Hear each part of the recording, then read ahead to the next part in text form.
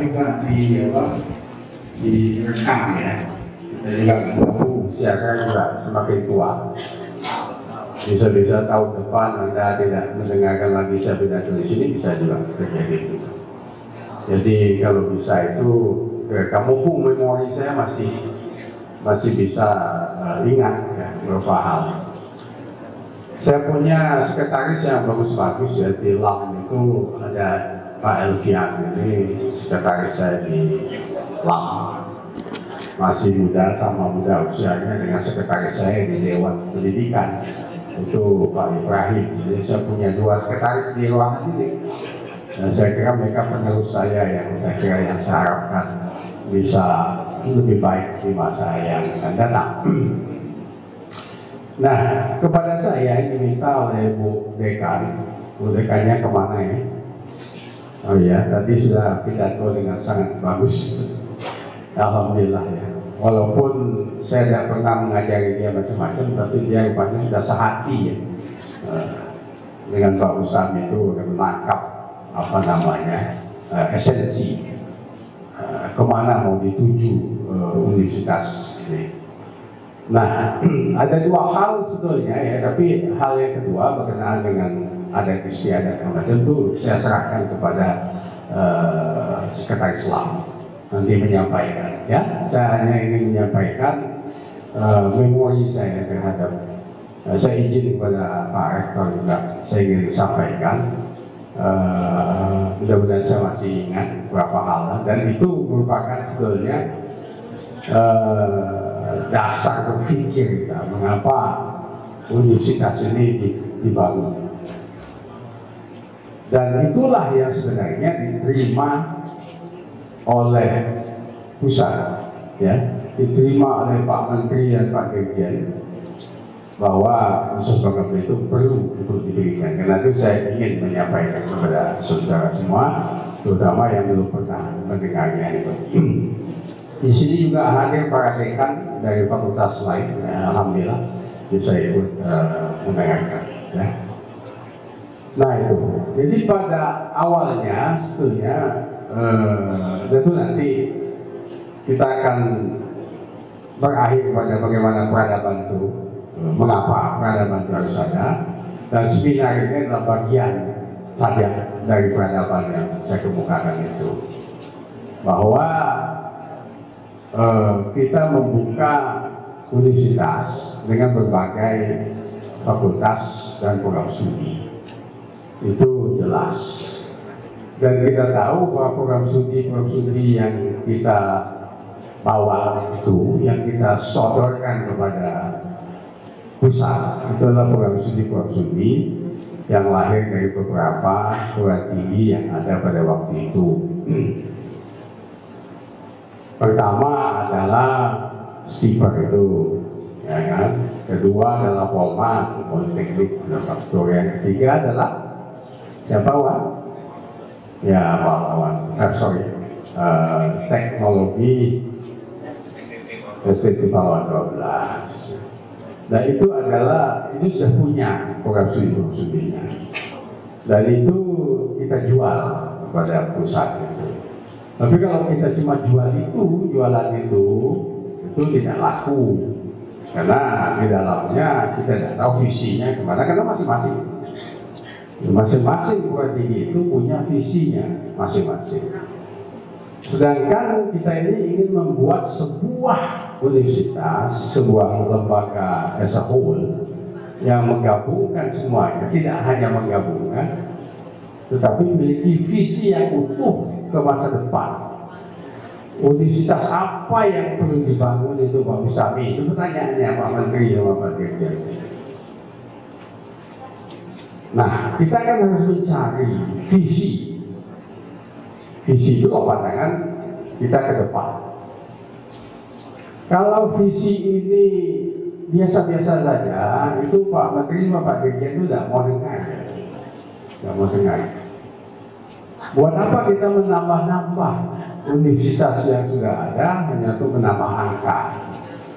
Tapi kita butuh sebuah universitas yang bukan tambah-tambahan, tapi sebuah universitas yang tidak abal-abal, universitas yang betul-betul unggul di masa depan.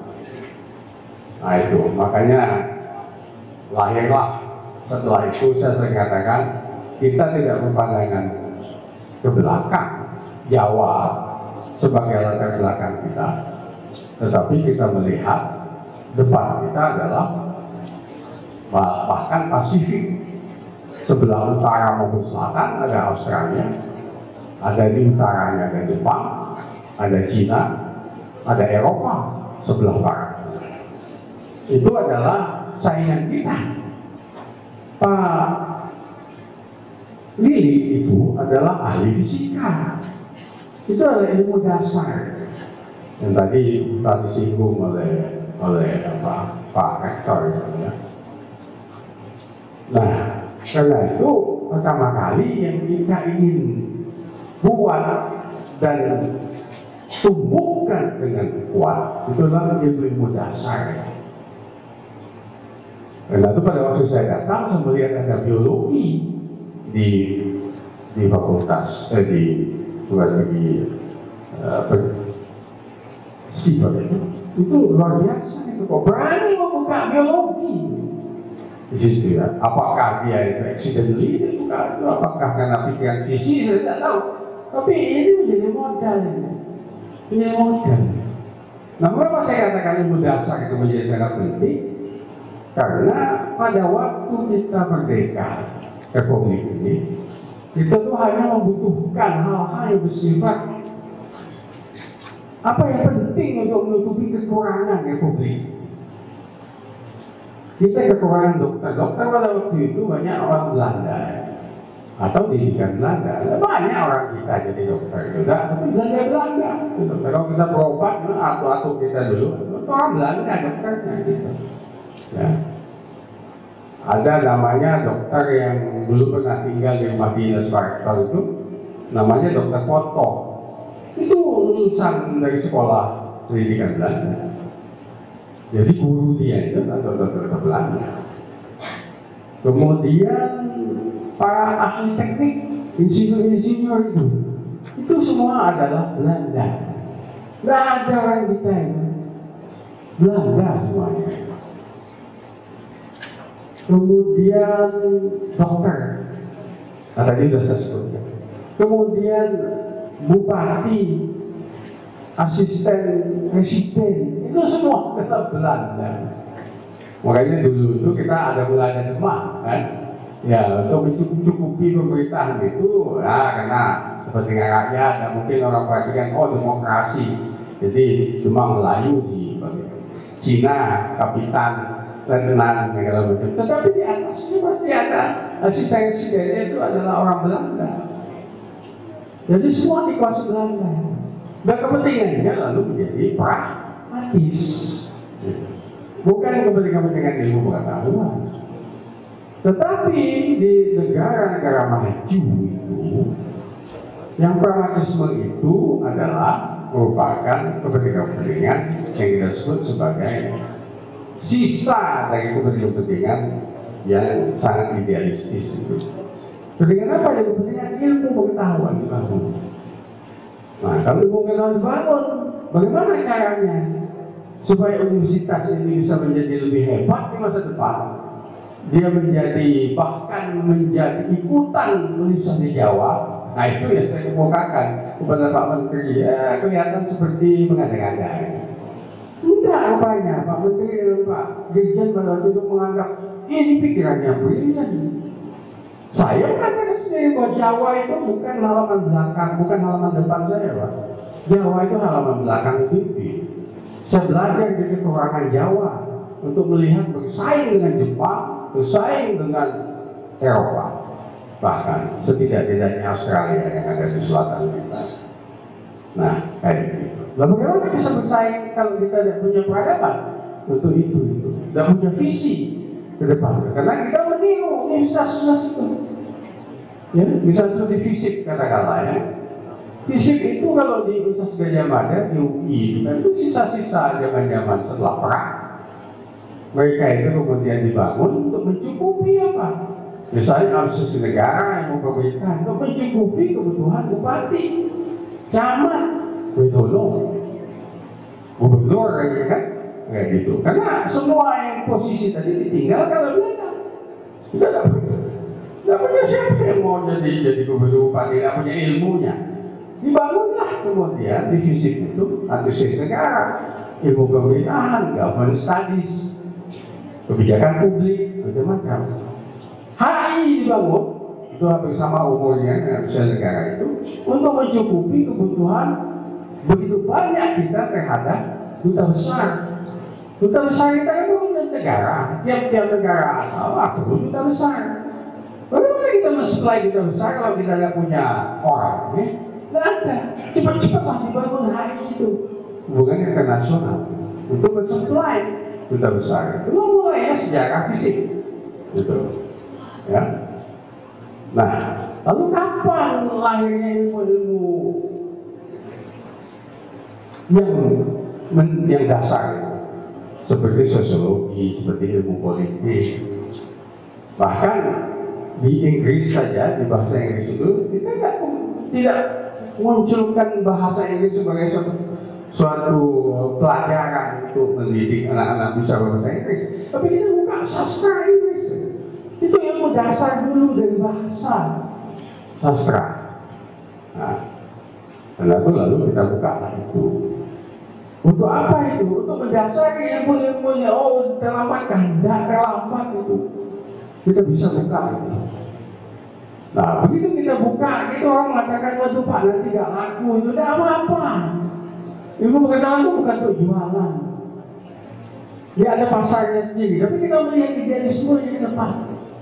Bagaimana kita membuka universitas itu dengan cita-cita menjadi universitas penelitian, universitas research university. Bagaimana mau menjadi research university? Dalam tahun berapa kita mau research university? Ada dalam visi kita 2035, tidak lama lagi, 35. Berapa tahun lagi? 2020, 10, 13 tahun lagi loh. Tidak lama lagi.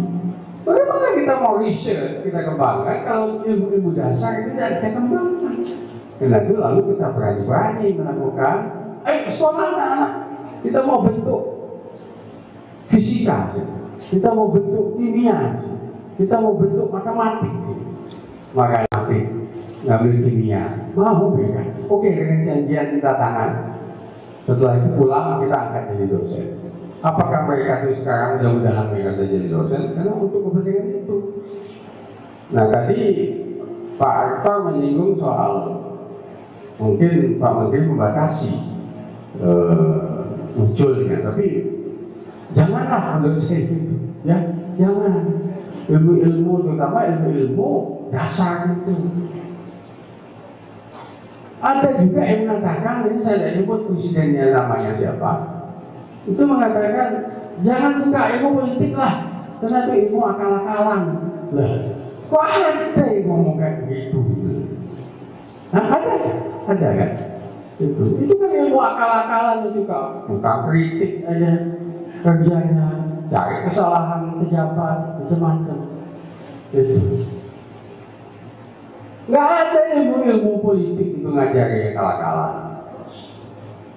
Sekarang misalnya orang main catur. Kalau Anda akal-akalan kalau main catur itu kan tidak benar. Main catur itu menggunakan kecerdasan akal. Ya. Jadi kamu kalau main catur akal-akalan itu kamu orang lawan tidak lihat itu kamu ambil. Atau gajah kamu jalan lurus kamu bekokan. Nah itu namanya akal-akalan. Ilmu politik tidak ngajarin itu, Mas. Mas Presiden. Presiden bukan presiden yang sekarang, presiden yang dulu-dulu ya. Ada yang itu aneh gitu. Jadi kalau tidak mendalami itu tidak ngomong gitu kan. Gitu. Lalu katakan apa yang buka sosiologi? Sosiologi kan nanti nggak laku ya. Bukan aku nanti nggak laku. Visi itu loh. Itu yang saya dihargai karena itu bukan UBP itu. Iya. Saya presentasi itu di depan dirjen, depan macam-macam di lantai 2. gubernur. Saya presentasi, ini universitas yang masa bangun. Nah, begitu turun, saya duduk di samping Pak Dirjen. Pak Dirjen nyalapi saya, dia bilang, brilian Pak, ini Pak. Sampai berdua kita semobil di sini melihat masih hutan. Itu dia menepuk paha saya juga, dia bilang, Pak, jadi barang ini Pak. Alhamdulillah, dia bilang, sarannya cuma satu Pak. Apa sarannya Pak Musami ya direktornya. Sarannya cuma satu itu saja. Itu ya saya jadi direktor itu kan ada nepuk paha itu aja gitu. Itu bukan apa-apa karena visi Pak. Kenapa Pak? Visi. Saya terus terang aja dulu pada waktu membaca proposalnya yang diajukan, berkali-kali saya kemukakan. Saya membacanya, nah ini tidak ada visi. Makanya ditolak berkali-kali oleh Jakarta itu. Saya datang, saya bilang, bisa nggak ini saya tulis dari nol lagi? Ya, terima kasih Pak, terima kasih banyak. Saya tulis dari nol lagi dengan visi. Dan saya itu kalau pulang dari kantor itu, rumah kos saya kan di Jakarta, jam 9 malam saya menulis di laptop tentang visi universitas itu. Makanya begitu ada ilmu sosial ya fisik, bukalah dulu. Tapi di fisik yang bagaimana yang kita buka? Bukan karena saya itu sosiolog, bukan karena rektornya itu sosiolog, karena itu dia buka sosiologi, no. Visi. Saya sendiri pun sebenarnya tidak dari sosiologi, Pak. Saya itu dari sosiatri. Saya beralih ke S2-nya, saya mengambil sosiologi karena saya ingin ilmu, karena saya punya visi. Ya, jadi saya mengambil sampai S3 dan saya mengambil teori, Pak. Jadi guru besar saya ini guru besar teori, Pak. Guru besar yang paling sulit di sosiologi. Tapi saya mengerti ini penting sekali jadi dasar bagi sebuah ilmu pengetahuan yang kita bangun ilmu pengetahuan.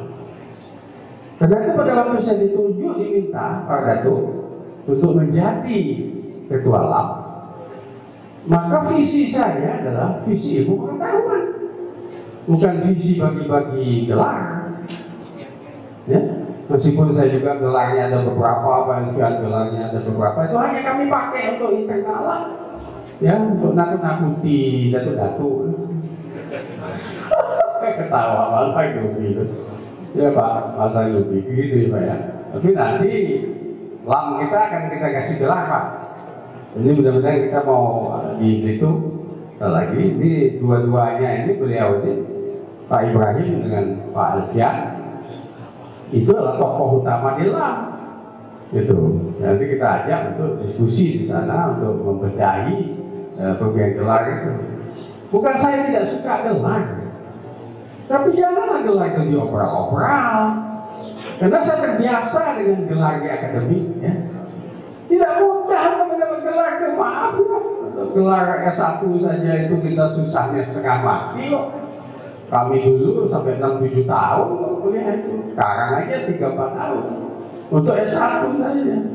S2-nya, S3-nya, ini masih gelar. Ada yang datang ke saya, Datuk, kita mau si gelar, ada tamu datang. Siapa datang? Kapolri itu. Loh, gelar apa yang kasih? Terserah Datuk lah, baca-baca lah. Udah baca itu. Ya kan? Tidak bisa. Orang honoris causa. Ya. Mudah-mudahan Pak Elvian ini pantas mendapat honoris causa kelak, ya. Kalau dia nanti menunjukkan, kan masih terlalu muda. Kalau dia sudah tua seperti saya itu, mudah-mudahan dia dapat honoris causa. Tidak mudah. Itu harus ada 3 guru besar yang ilmunya itu memang ilmunya Pak Elvian,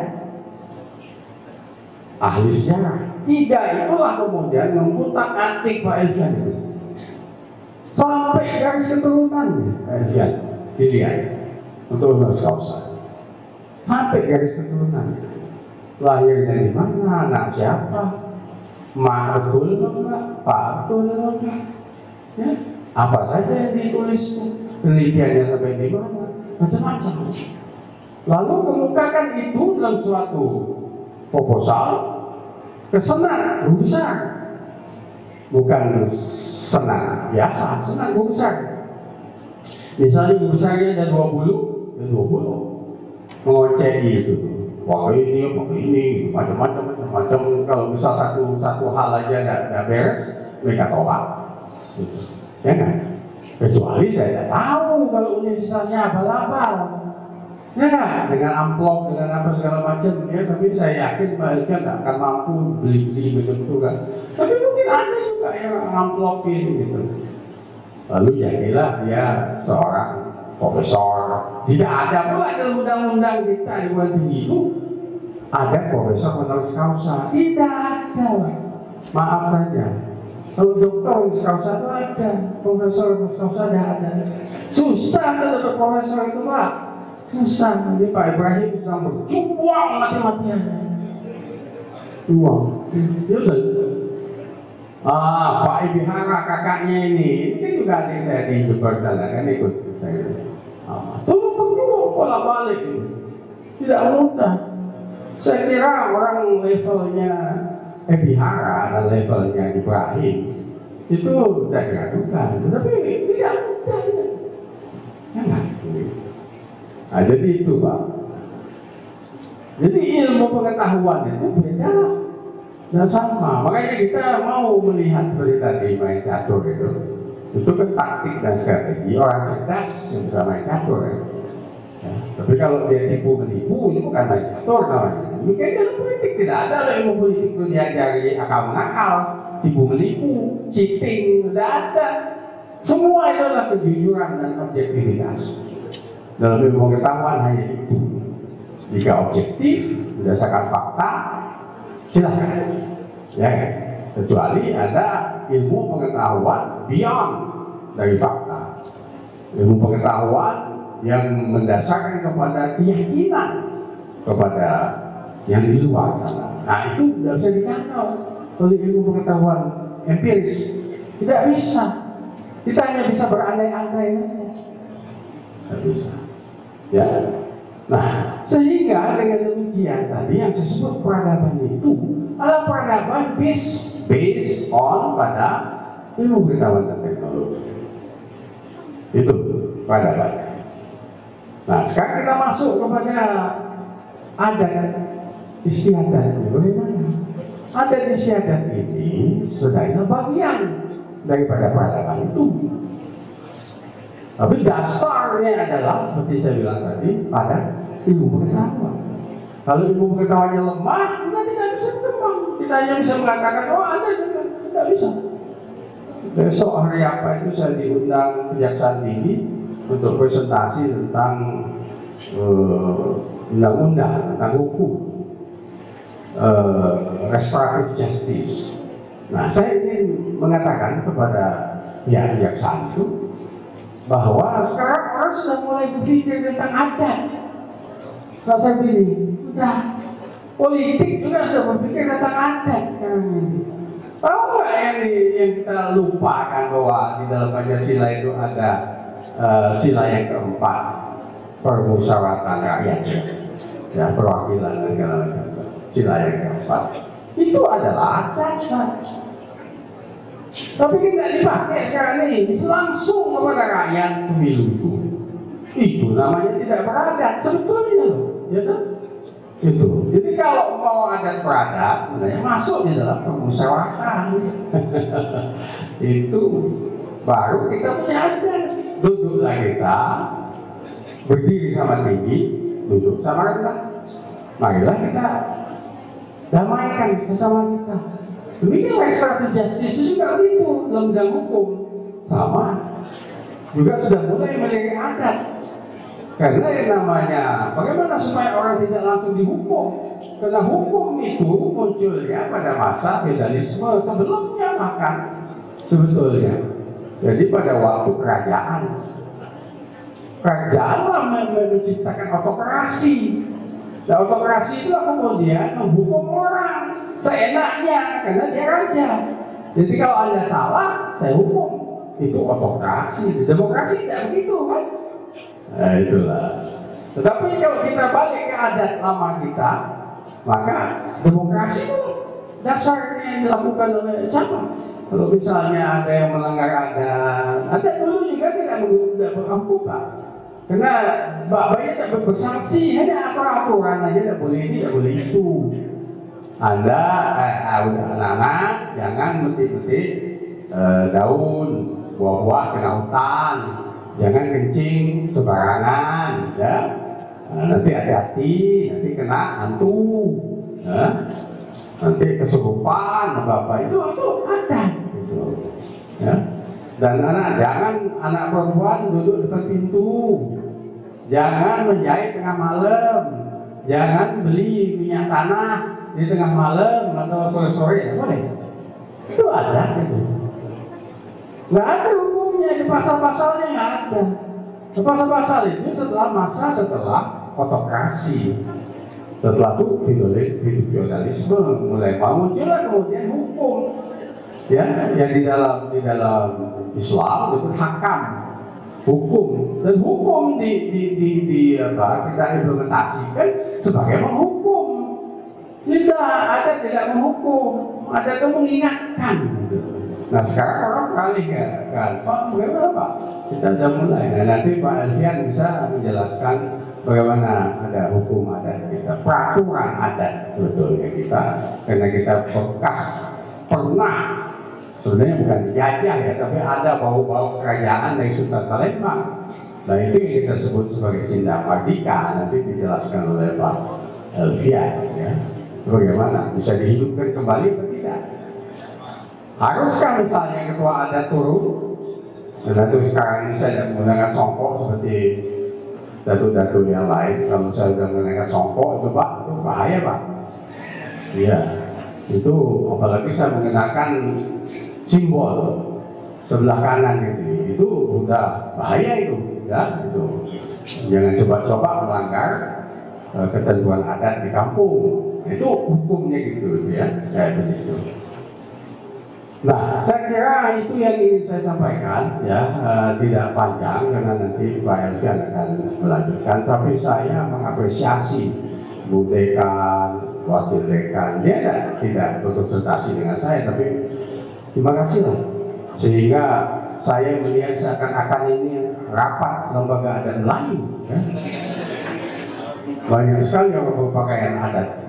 Terima kasih banyak kepada dan juga Pak Rektor sudah memfasilitasi kita semua. Assalamualaikum warahmatullahi wabarakatuh.